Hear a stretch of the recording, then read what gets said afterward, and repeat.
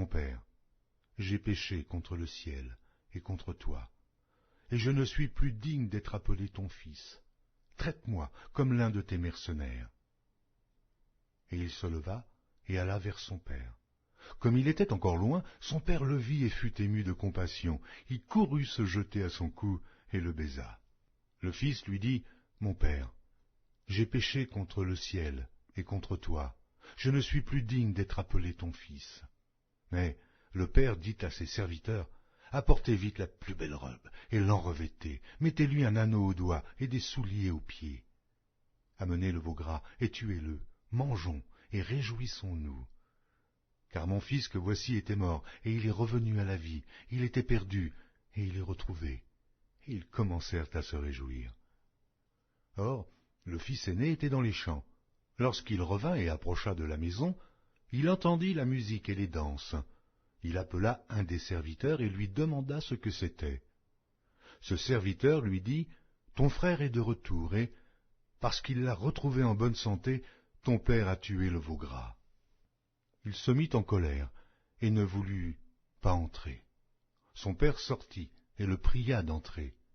Mais il répondit à son père, « Voici, il y a tant d'années que je te sers, sans avoir jamais transgressé tes ordres, et jamais tu ne m'as donné un chevreau pour que je me réjouisse avec mes amis.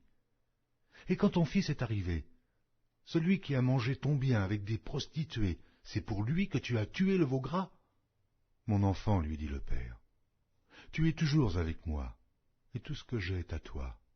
Mais il fallait bien s'égayer et se réjouir, parce que ton frère que voici était mort, et qu'il est revenu à la vie, parce qu'il était perdu, et qu'il est retrouvé. » Évangile de Luc, chapitre 16. Jésus dit à ses disciples, « Un homme riche avait un économe qui lui fut dénoncé comme dissipant ses biens. Il l'appela et lui dit, « Qu'est-ce que j'entends dire de toi?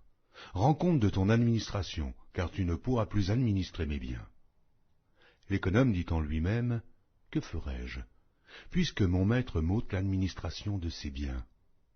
Travailler à la terre, je ne le puis. Mendier, j'en ai honte.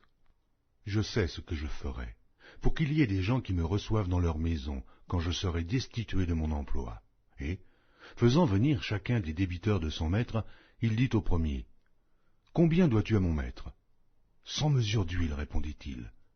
Et il lui dit, « Prends ton billet, assieds-toi vite et écris 50. » Il dit ensuite à un autre, « Et toi, combien dois-tu? » 100 mesures de blé, répondit-il. Et il lui dit, « Prends ton billet et écris 80. » Le maître loua l'économe infidèle de ce qu'il avait agi prudemment, car les enfants de ce siècle sont plus prudents à l'égard de leurs semblables que ne le sont les enfants de lumière.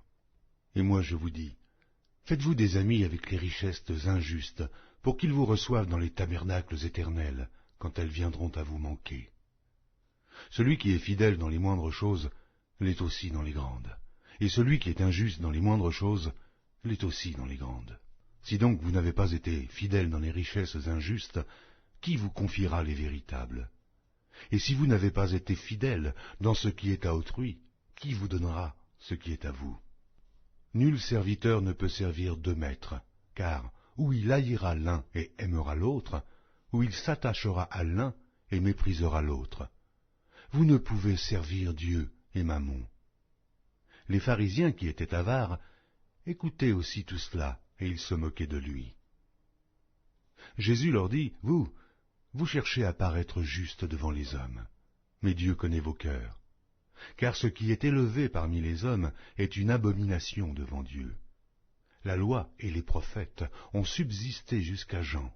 Depuis lors, le royaume de Dieu est annoncé, et chacun use de violence pour y rentrer. Il est plus facile que le ciel et la terre passent, qu'il ne l'est qu'un seul trait de lettre de la loi vienne à tomber. Quiconque répudie sa femme et en épouse une autre, commet un adultère, et quiconque épouse une femme répudiée par son mari, commet un adultère. Il y avait un homme riche qui était vêtu de pourpre et de fin lin, et qui chaque jour menait joyeuse et brillante vie. Un pauvre nommé Lazare était couché à sa porte, couvert d'ulcères, et désireux de se rassasier des miettes qui tombaient de la table du riche, et même les chiens venaient encore lécher ses ulcères. Le pauvre mourut, et il fut porté par les anges dans le sein d'Abraham. Le riche mourut aussi, et il fut enseveli. Dans le séjour des morts, il leva les yeux, et tandis qu'il était en proie au tourment, il vit de loin Abraham et Lazare dans son sein. Il s'écria, « Père Abraham, aie pitié de moi, et envoie Lazare pour qu'il trempe le bout de son doigt dans l'eau et me rafraîchisse la langue, car je souffre cruellement dans cette flamme. » Abraham répondit, « Mon enfant, souviens-toi que tu as reçu tes biens pendant ta vie, et que Lazare a eu les maux pendant la sienne. Maintenant il est ici consolé, et toi tu souffres. D'ailleurs, il y a entre nous et vous un grand abîme, afin que ceux qui voudraient passer d'ici vers vous, ou de là vers nous, ne puissent le faire. » Le riche dit, « Je te prie donc, père Abraham, d'envoyer Lazare dans la maison de mon père, car j'ai 5 frères. C'est pour qu'il leur atteste ces choses, afin qu'ils ne viennent pas aussi dans ce lieu de tourment. » Abraham répondit, « Ils ont Moïse et les prophètes, qu'ils les écoutent. » Et il dit, « Non, père Abraham, mais si quelqu'un des morts va vers eux, ils se repentiront. » Et Abraham lui dit, « S'ils n'écoutent pas Moïse et les prophètes, ils ne se laisseront pas persuader quand même quelqu'un des morts ressusciterait. » Évangile de Luc, chapitre 17. Jésus dit à ses disciples, « Il est impossible qu'il n'arrive pas des scandales, mais malheur à celui par qui ils arrivent. Il vaudrait mieux pour lui qu'on mît à son cou une pierre de moulin et qu'on le jetât dans la mer, que s'il scandalisait un de ses petits. Prenez garde à vous-même. Si ton frère a péché, reprends-le, et s'il se repent, pardonne-lui. Et s'il a péché contre toi 7 fois dans un jour, et que 7 fois il revienne à toi disant « Je me repens », tu lui pardonneras. » Les apôtres dirent au Seigneur, « Augmente-nous la foi. » Et le Seigneur dit, « Si vous aviez la foi comme un grain de sénévé, vous diriez à ce sycomore, déracine-toi et plante-toi là dans la mer, et il vous obéirait. Qui de vous, ayant un serviteur qui laboure ou paie les troupeaux, lui dira quand il revient des champs, « Approche vite et mets-toi à table » ? Ne lui dira-t-il pas au contraire, « Prépare-moi à souper, ceins-toi et sers-moi jusqu'à ce que j'aie mangé et bu. Après cela, toi, tu mangeras et boiras. » Doit-il de la reconnaissance à ce serviteur parce qu'il a fait ce qui lui était ordonné? Vous de même. Quand vous avez fait tout ce qui vous a été ordonné, dites, « Nous sommes des serviteurs inutiles. Nous avons fait ce que nous devions faire. » Jésus, se rendant à Jérusalem, passa entre la Samarie et la Galilée. Comme il entrait dans un village, 10 lépreux vinrent à sa rencontre. Se tenant à distance, ils élevèrent la voix et dirent, « Jésus, Maître, aie pitié de nous. » Dès qu'il les eut vus, il leur dit, « Allez vous montrer au sacrificateur. » Et, pendant qu'ils y allaient, il arriva qu'ils furent guéris. Et l'un d'eux, se voyant guéri, revint sur ses pas, glorifiant Dieu à haute voix. Il tomba sur sa face aux pieds de Jésus et lui rendit grâce. C'était un Samaritain. Jésus, prenant la parole, dit, « Les 10 n'ont-ils pas été guéris? Et les 9 autres, où sont-ils? Ne s'est-il trouvé que cet étranger pour revenir et donner gloire à Dieu? » Puis il lui dit, « Lève-toi, va, ta foi t'a sauvé. » Les pharisiens demandèrent à Jésus quand viendrait le royaume de Dieu. Il leur répondit, « Le royaume de Dieu ne vient pas de manière à frapper les regards. On ne dira point, il est ici ou il est là, car voici, le royaume de Dieu est au milieu de vous. » Il dit aux disciples, « Des jours viendront où vous désirerez voir l'un des jours du Fils de l'homme, et vous ne le verrez point. On vous dira, il est ici, il est là. N'y allez pas, ne courez pas après, car comme l'éclair resplendit et brille d'une extrémité du ciel à l'autre, ainsi sera le Fils de l'homme en son jour. Mais il faut auparavant qu'il souffre beaucoup et qu'il soit rejeté par cette génération. Ce qui arriva du temps de Noé arrivera de même au jour du Fils de l'homme. Les hommes mangeaient, buvaient, se mariaient et mariaient leurs enfants jusqu'au jour où Noé entra dans l'arche. Le déluge vint, et les fit tous périr. Ce qui arriva du temps de Lot arrivera pareillement. Les hommes mangeaient, buvaient, achetaient, vendaient, plantaient et bâtissaient. Mais le jour où Lot sortit de Sodome, une pluie de feu et de soufre tomba du ciel, et les fit tous périr. Il en sera de même le jour où le Fils de l'homme paraîtra. En ce jour-là, que celui qui sera sur le toit et qui aura ses effets dans la maison ne descende pas pour les prendre, et que celui qui sera dans les champs ne retourne pas non plus en arrière. Souvenez-vous de la femme de Lot. Celui qui cherchera à sauver sa vie la perdra, et celui qui la perdra la retrouvera. Je vous le dis, en cette nuit-là, de deux personnes qui seront dans un même lit, l'une sera prise et l'autre laissée. De deux femmes qui moudront ensemble, l'une sera prise et l'autre laissée. De deux hommes qui seront dans un champ, l'un sera pris et l'autre laissé. Les disciples lui dirent, « Où sera ce Seigneur ?» Et il répondit, « Où sera le corps? Là s'assembleront les aigles. » Évangile de Luc, chapitre 18. Jésus leur adressa une parabole pour montrer qu'il faut toujours prier et ne point se relâcher. Il dit, « Il y avait dans une ville un juge qui ne craignait point Dieu et qui n'avait d'égard pour personne.